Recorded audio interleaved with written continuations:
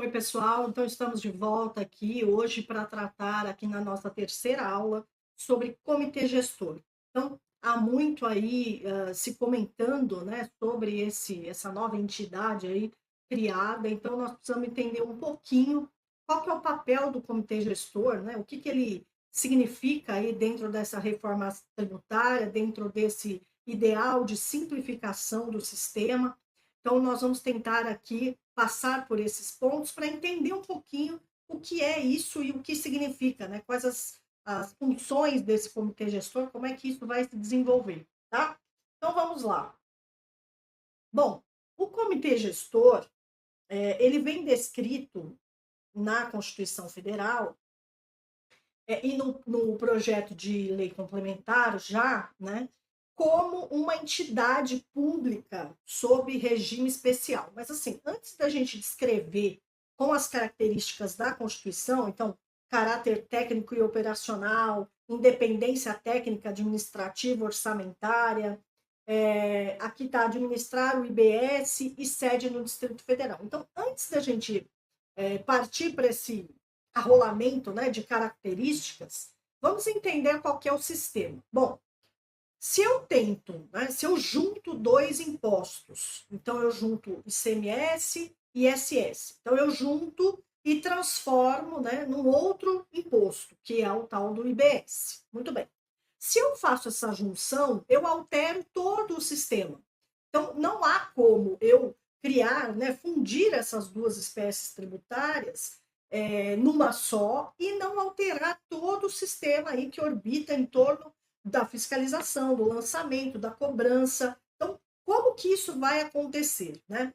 Qual foi a ideia? De criar ali pelo próprio nome, um comitê gestor, ou seja, uma entidade que vai gerir, né, toda essa, de uma maneira conjunta, de uma maneira coordenada, todas as atividades desses entes federativos. Então, estados, municípios e Distrito Federal, em sua competência compartilhada, vão compartilhar também as burocracias. Então, vamos dizer assim, toda a questão, né, da fiscalização, como que isso vai se dar? Porque pensem assim, né? Hoje nós temos os estados separados do município e o Distrito Federal acumula aí as duas competências, tanto estadual como distrital, como municipal, desculpa.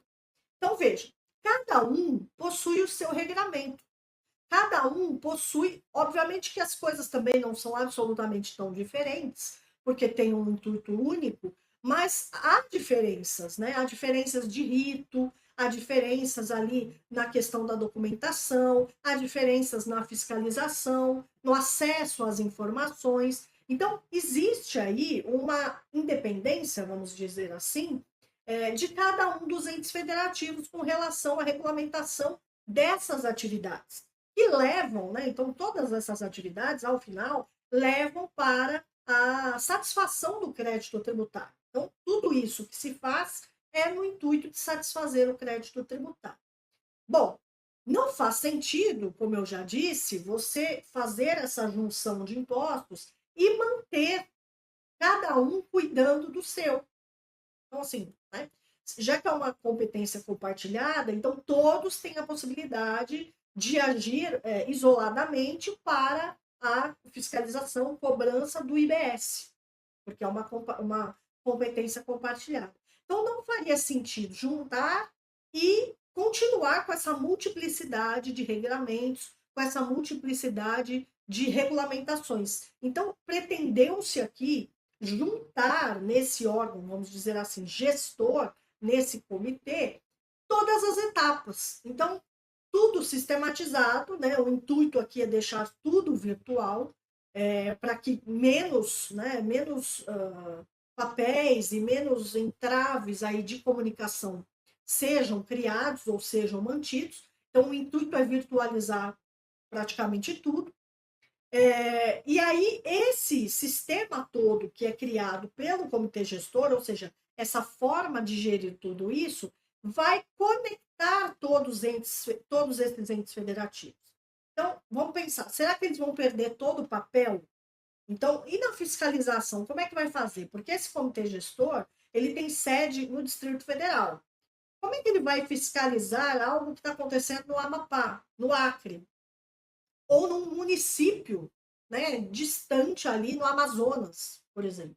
Então, independente ali da localidade em que se está, o comitê gestor ele só consegue fazer esse acompanhamento se for por meio de um sistema. Então, um sistema informatizado em que a comunicação se dê de uma maneira rápida, né, e que ele possa ali ter, né, a mão para fiscalização, para verificação se está tudo correto por meio de um sistema, tá? Então, vejam, não há a poda aí de todos os poderes dos entes federativos. Então, até porque você estaria aí, né, maculando até o princípio a questão da federação, do pacto federativo. Então, não haveria respeito com relação a isso, né? Mas ele não está para substituir. Na verdade, ele está para agregar no sentido de reunir, agrupar essa comunicação entre os entes federativos, tá? Então, por exemplo, a fiscalização, ela vai continuar sendo feita pelos entes federativos competentes, então município, estado, não importa. Vai continuar sendo feita lá, por uma questão óbvia, né? É do local, então é o próprio estado que vai ter que fazer essa fiscalização. Porém, antes, né, você tinha um sistema em que a fiscalização era feita lá no local e todo o processo administrativo também se desenvolvia lá no local, segundo aquelas regras daquele estado. Então, você tinha a possibilidade, né, uma vez que foi fiscalizado, depois não havendo ali, né, se não sanar ali o problema identificado, aquilo viraria efetivamente, de uma vez, uma constituição de crédito definitiva, ou seja, um lançamento, abriria prazo ali para defesa ou para pagamento, então impugnação ou não. Se aquilo tivesse uma impugnação, aquilo poderia ter uma instância recursal, então você ia para uma instância recursal e, eventualmente, para uma outra instância que seria algo relativo à jurisprudência, então, a uniformização das decisões e algo desse gênero. Então, vejam, todo esse caminho se desenvolvia, ou se desenvolve atualmente, em cada um dos entes federativos, tá? Agora, né, com esse comitê gestor sendo aí regulamentado e tudo funcionando, o que vai acontecer? Sim, o ente federativo vai lá, faz a fiscalização, só que tudo isso é inserido num sistema que vai centralizar ali todas as atividades, tá? Todas as atividades fiscalizatórias, lançamento, e os processos administrativos também vão se desenvolver nesse bojo do comitê gestor. Então, haverá, né, no contencioso, a gente vai, inclusive, na última aula, nós vamos falar sobre contencioso, então nem vou entrar muito, mas para vocês entenderem, haverá normalmente uma primeira instância para que seja processada ali a defesa, haverá uma instância recursal e haverá uma instância para a uniformização das decisões, uniformização da jurisprudência ali, vamos dizer assim, administrativa, tá? Então, isso tudo vai ser inserido num sistema a fim do comitê poder gerir essas informações, né? Não haverá, até para que haja comunicação entre um e outro ente federativo, tá? Até quando houver, por exemplo, uma tentativa dupla de fiscalização, então dois entes, né, pretendem ali fiscalizar o mesmo fato gerador, então a mesma situação, quem coordenará isso será o comitê gestor. Então, será levado a ele essa informação e quem coordenará será o próprio comitê gestor, tá? Então, é uma união ali, né? No material, é que eu não estou conseguindo aqui compartilhar, mas no material, a questão é, será que é uma entidade sui generis, né, no fim das contas, ou será que seria uma replicação do que hoje nós temos por Secretaria da Fazenda, ou Secretaria da Fazenda Municipal, que é o papel justamente de fazer ali o caminho burocrático antes da inscrição em dívida ativa. Então, ali, lançamento, impugnação, né, recurso. Então, tudo isso é feito no âmbito da Secretaria da Fazenda ou da Secretaria da Fazenda Municipal, tá? ele vai aglutinar essa função de arrecadação de delegacias, por exemplo. Hoje nós temos as delegacias de julgamento na primeira instância, nós temos os tribunais administrativos, veja a complexidade, né? Nós temos tribunais administrativos espalhados em todo o país. Então, tudo isso, na verdade, agora vai ser centralizado nesse comitê gestor, tá? Então, não é que cada um vai julgar os processos administrativos separadamente, como é hoje. É o que eu falei, não faz sentido aglutinar os dois impostos e transformá-lo aí, vamos dizer assim, transformá-los em um, se toda a estrutura vai continuar da mesma forma. Então, não tem sentido nenhum, tá? Olhando aqui, né, para o artigo 156b, nós temos aqui a definição aqui, ou na verdade, a indicação das competências administrativas do comitê gestor, tá? Então, aqui consta que estados, municípios e Distrito Federal, eles exercerão de modo integrado exclusivamente por meio do comitê gestor, o quê? Competências administrativas para editar regulamento único e uniformizar a interpretação e aplicação da legislação, arrecadar o imposto, efetuar compensações, distribuir o produto da arrecadação. Então, veja, exclusivamente por meio do comitê gestor. Decidir o contencioso administrativo, que acabei de falar. Então, todo esse trâmite que antes era feito, né, separadamente, isoladamente, por cada um dos entes federativos, agora vai ser puxado aqui para o âmbito do comitê gestor, tá? Com relação à primeira parte, então, uniformização, interpretação e aplicação, nós temos aqui no artigo 2º, um inciso que diz assim: atuar juntamente com o Poder Executivo Federal com vistas a harmonizar normas, interpretações, obrigações acessórias e procedimento relativo às regras comuns aplicadas ao IBS e à CBS. Então, aqui na parte de contencioso, que nós temos uma parte só dedicada ao contencioso administrativo, há a menção ali expressa de obediência, por uma questão óbvia, aos precedentes vinculantes que nós já conhecemos lá do Código de Processo Civil. Então, súmulas vinculantes, súmulas dos tribunais superiores e tal. Só que aqui na parte administrativa também, obviamente, se tem, né, uma jurisprudência firmada, um entendimento uniforme, uma harmonização, porque os casos se repetem. Então, também não dá, né? Imagine a multiplicidade que esse comitê gestor vai ter que lidar agora, né? Ah, mas daí vem o argumento. Ah, mas nós temos aqui um imposto só, então, já que tem um imposto só, a discussão não vai ser tão ampla assim, porque está tudo já regulamentado. Não é bem assim, né? Porque a interpretação é que traz os questionamentos, e, né, quanto maior a interpretação, maiores são os questionamentos.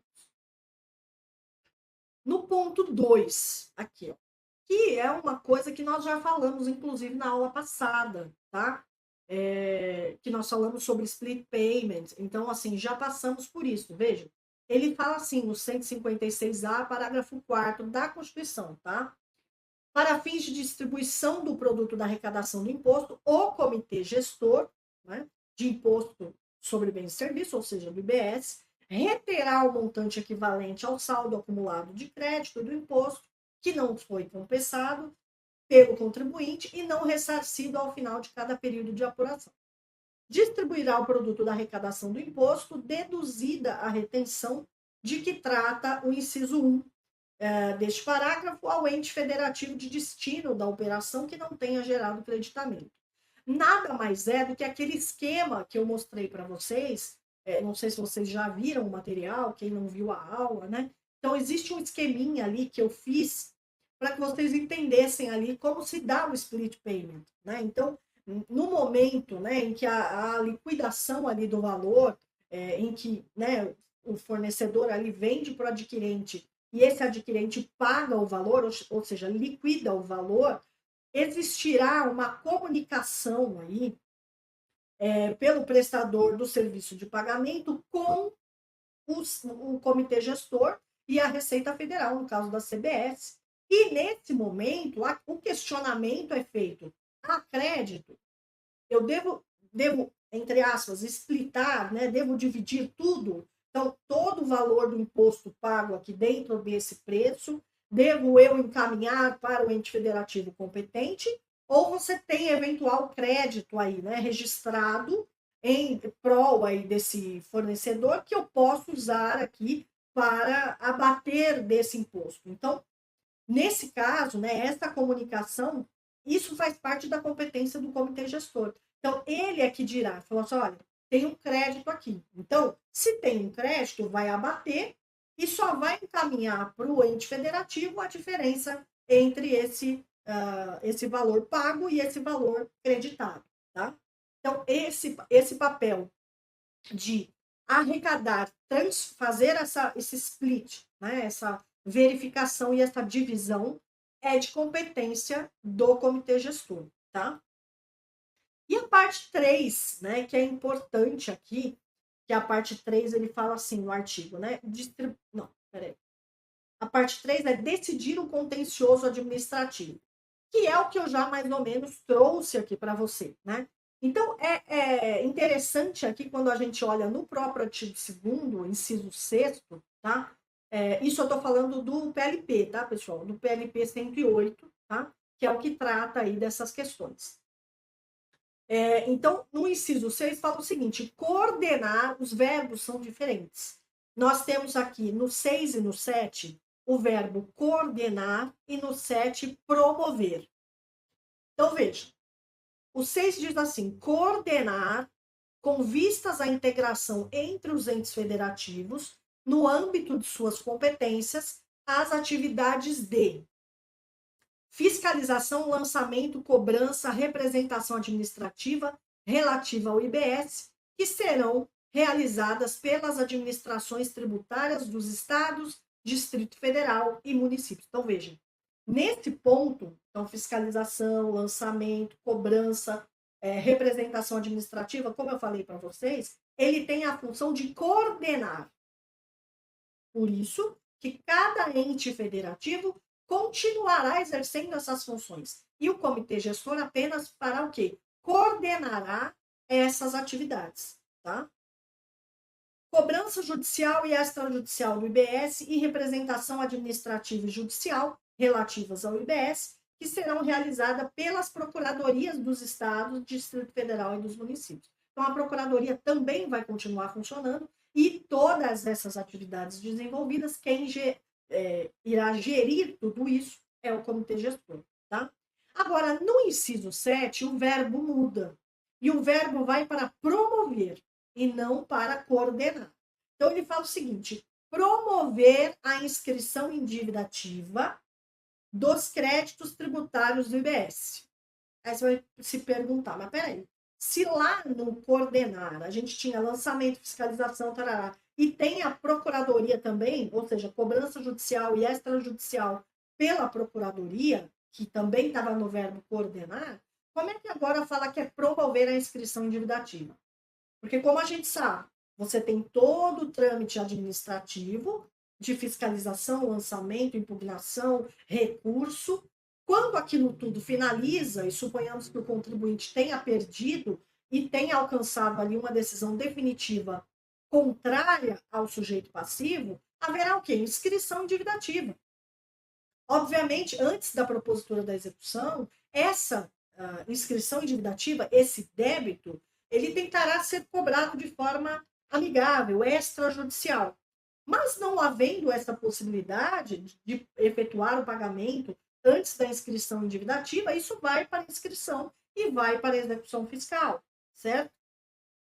Nesse caso aqui, ele diz promover a inscrição em dívida ativa, mas ele faz uma ressalva, tá? Ele fala promover a inscrição em dívida ativa dos créditos tributários do IBS, preservando a titularidade dos entes federativos em caso de delegação destes. Então, assim, os entes federativos poderão fazer essa inscrição em dívida ativa ou poderão delegar ao comitê gestor.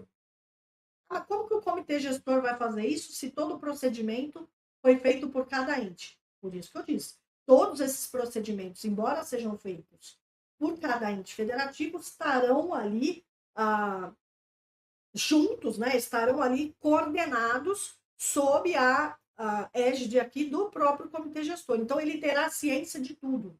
Tudo irá para um sistema informatizado em que o comitê gestor poderá verificar. Óbvio, né, gente? Dentro desse comitê gestor haverão diversas, né? Haverá diversas ali diretorias, né? Então, micro, né, pontos ali que cuidarão das coisas específicas, tá?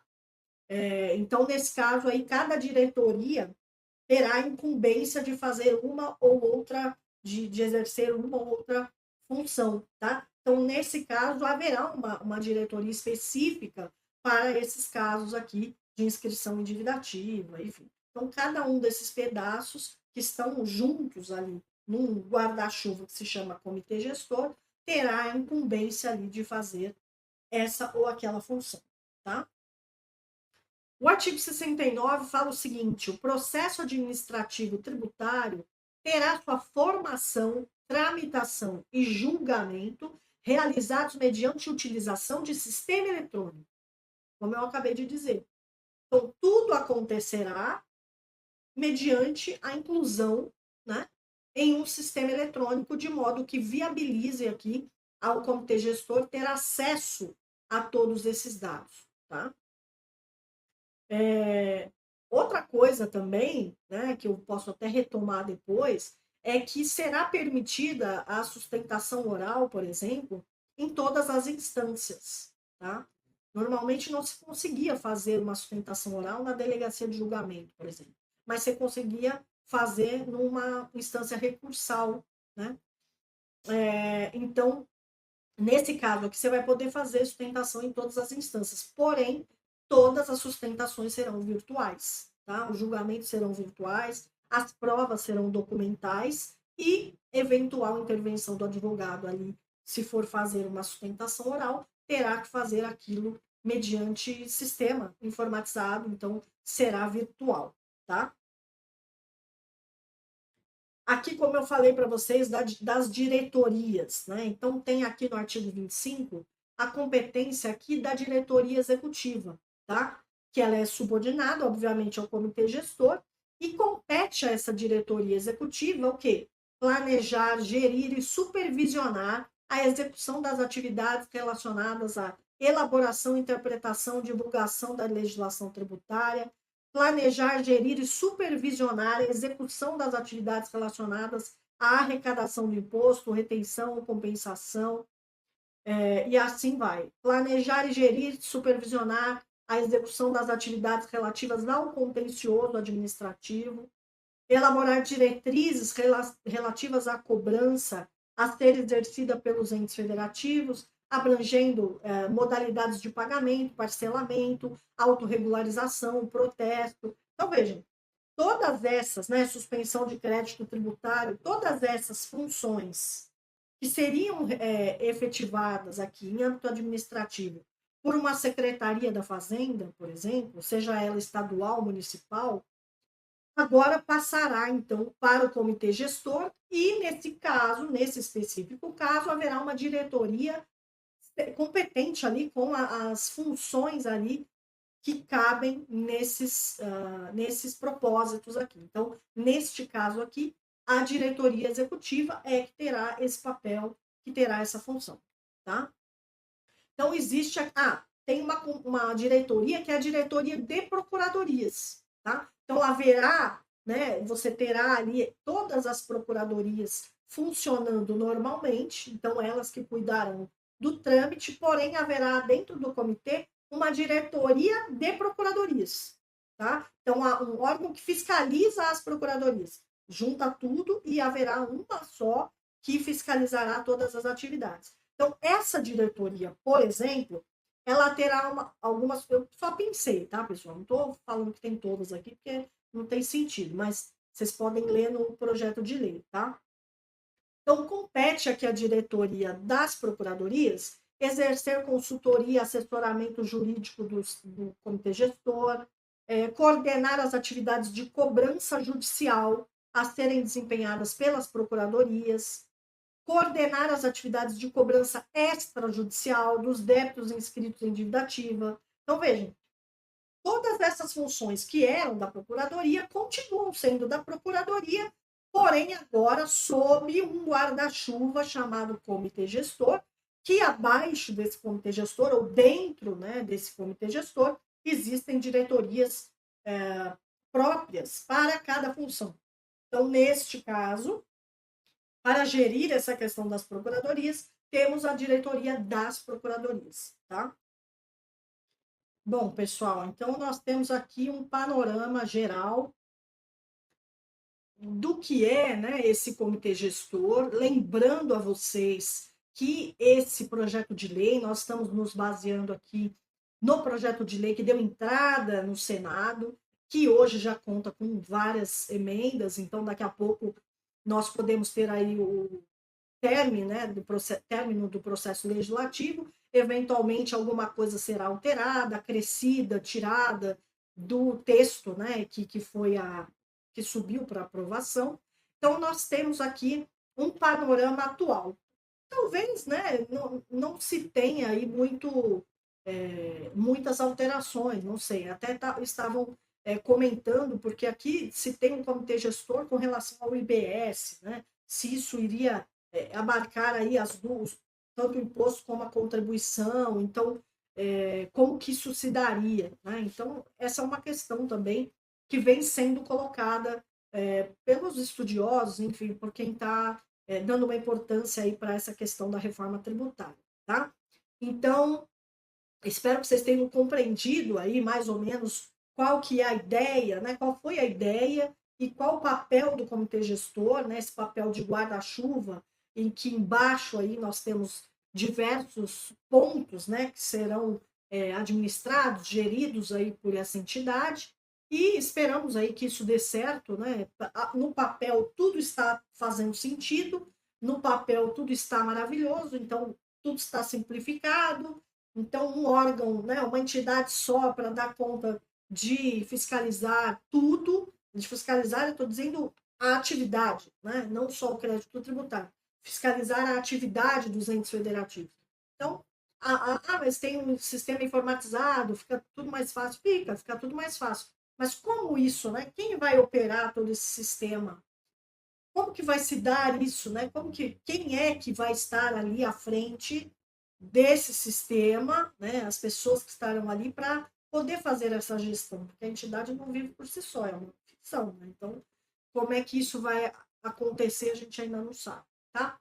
Bom, se vocês tiverem alguma dúvida, coloquem aí nos comentários, quem está vendo pelo YouTube, quem está no grupo de WhatsApp eu vou postar lá também, vocês já sabem.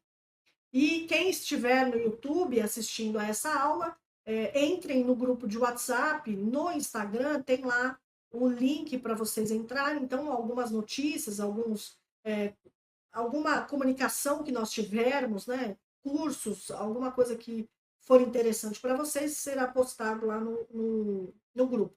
Fiquem tranquilos que não é assim, né, jogando um monte de informação o dia inteiro, acho que não é do interesse de ninguém, né, ficar atolado de mensagens, tá? Bom, é isso, pessoal. Qualquer coisa, só me chamar aqui pelos comentários que tá tudo certo, a gente conversa a respeito do assunto. Depois, nossa quarta aula será sobre imposto seletivo e a última aula será sobre contencioso, tá bom? Muito obrigada e até a próxima.